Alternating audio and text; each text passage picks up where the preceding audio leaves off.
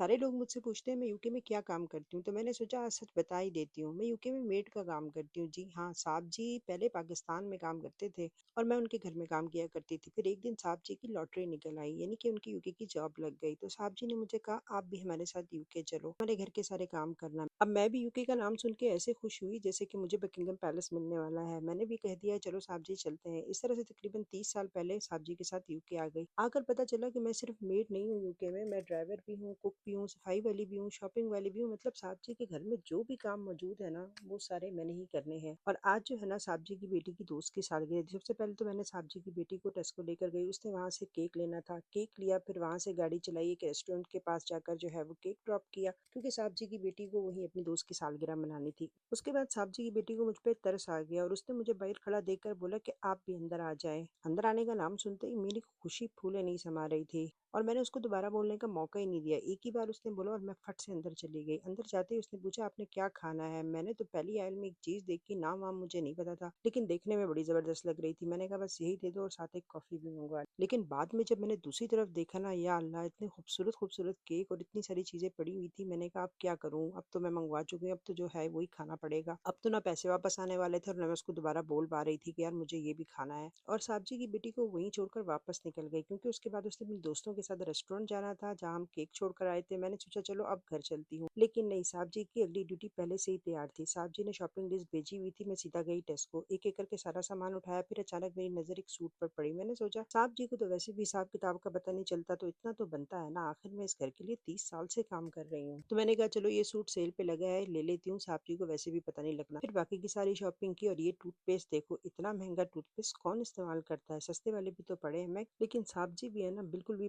पैसों की बचत नहीं करते। फिर थोड़ा सा आगे गई तो बिल्लियों के लिए सारा सामान उठा लिया। अब इतने पैसे जितने साहब जी बिल्लियों पे खर्च करते हैं, इतने में तो पाकिस्तान में पूरा घर चल जाता है, और यहाँ पर साहब जी की बिल्लियां ही इतने पैसे खा जाती हैं। लेकिन खैर, अब मैं सारे सामान की पेमेंट करके घर की तरफ रवाना हो रही हूँ। आज का व्लॉग मैं यही खत्म करती हूँ, क्योंकि अगर साहब जी को पता चल गया कि मैं रिकॉर्डिंग करती हूँ और ब्लॉग बनाती हूँ, तो साहब जी ने मेरा जीना हराम कर देना है। वैसे व्यूज आए ना आए, लेकिन साहब जी को ये लगेगा कि टिकटॉक से अच्छा खासा कमा रही है।